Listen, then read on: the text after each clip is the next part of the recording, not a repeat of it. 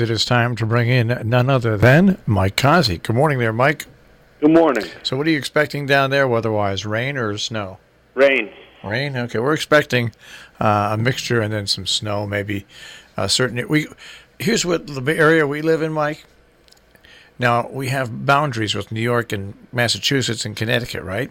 Mm-hmm. So in Connecticut, it's calling for a winter weather advisory in our area, 3 to 6 inches of snow. Now, right across the boundaries in Massachusetts, which is instantaneous, it's a winter storm warning, 6 to 10 inches of snow.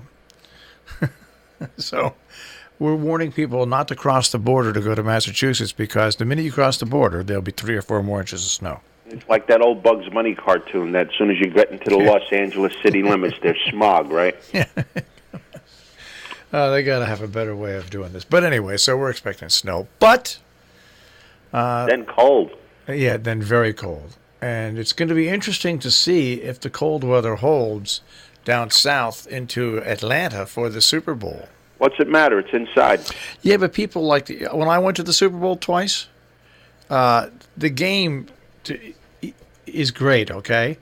But the stuff before the game really is fun to do, especially if you're with a lot of if you go with people. There really is a lot of stuff to do. 85% of the people that are going are only going to do one thing. That's get drunk.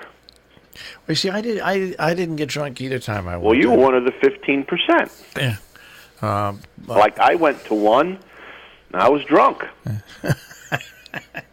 Something tells me that doesn't surprise me. I was drunk. I was drinking bourbon out of a sack in the parking lot.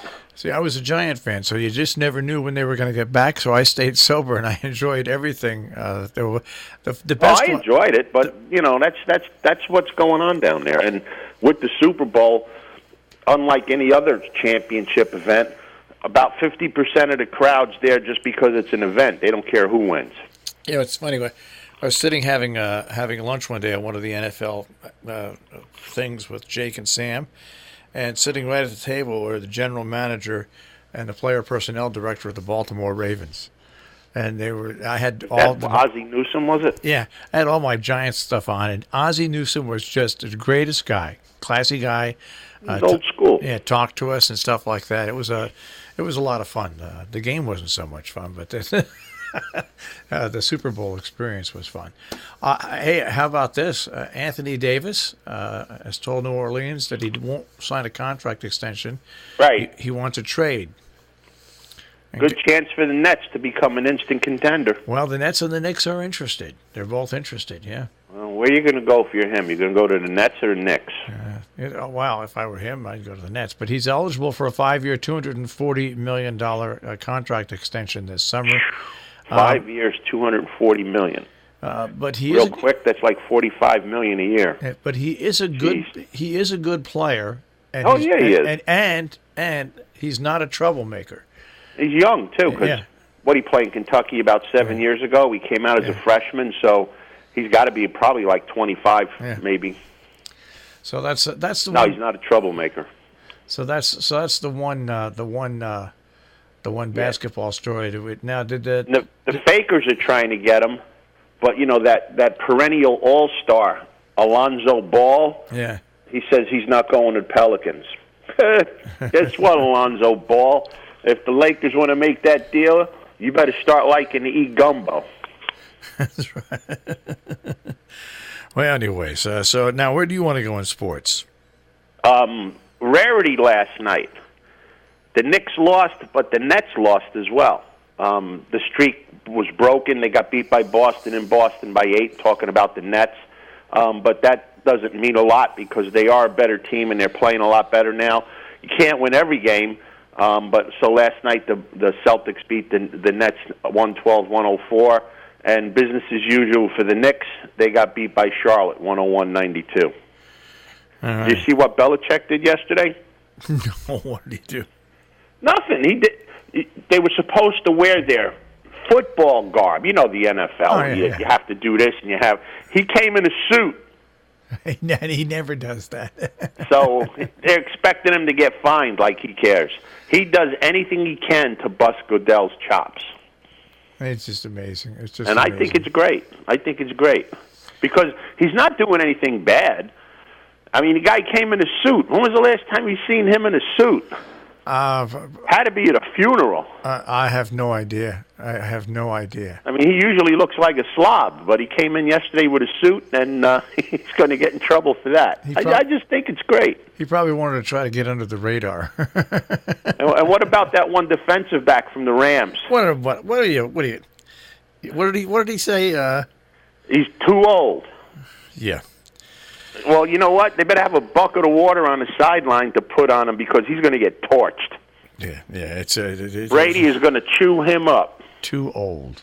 Too old. Too old. I tell you.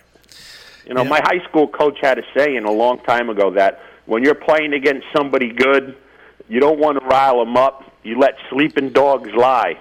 Well, he didn't let the sleeping dog lie. He just hit him in the head with a cinder block.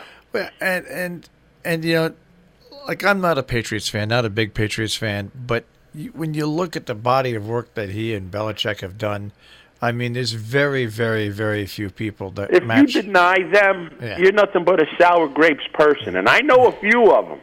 And I'm not a Patriot fan, but how could you say anything bad about this team? Well, that's the whole thing. I mean, yeah, you can joke about them, Spygate and stuff like that. But when you look at the whole body of work, and you say, these are two of the greatest members of the NFL that there's ever been. They're arguably the best coach, the best quarterback, and the best team ever in the NFL. Yeah. Organization, because you can't say team because it's turned over so many times. But if anybody has an argument against that, it's nothing but sour grapes. Yeah, it's They've been consistent since, 2000, 2001? Yeah. In this era of football where you can't keep a team, it's unbelievable. Unbelievable. And Tom Brady went in 2019, 2000, 1984. Whenever he played, he would win. And so will Belichick. If Belichick wasn't restricted by so many of these rules they have now, imagine what his defenses would be like if it was 30 years ago. Yeah, absolutely. Because remember, Belichick was on the 86 staff when the Giants won, and that was over 30 years ago. And he was the defensive coordinator. Yep. So the game has not passed him by; he's passed the game by. It's the truth. It's funny, And he always, one thing about him, he always looks back on those Giant years and talks about them with just great memories working for the Maras. So he went from working from the Maras, he had a few, to working for another great owner. I mean, what a lucky guy. And he made his own luck. The guy is good. Had the Giants, I mean, if he wasn't good, he wouldn't have been in the league this long. Had the Giants been smart, they would have tried to keep him around. But hey, that wasn't to be. And he makes history with the Patriots, and Tom Brady also makes history with the Patriots. So yeah, but how dumb was that defensive back? Stupid. You just you can do what you want, but how can you question the body of work and then say he's too old after the season he came off when the Patriots weren't expected to do anything? Mm-hmm. So exactly. Yep. All right, I'll check with you tomorrow morning. I'll be here one day closer to pitchers and catchers. Yeah, I'm looking forward to it. Yes, sir. And one day closer to find out where those two superstars are going to land. Yeah, we'll see. You know what? I think the league is conspiring against them. Good. Good for them. You know why? Because they're not worth the money they're asking for. Absolutely. All right, I'll check with you tomorrow. Have a great day, guys. Take care.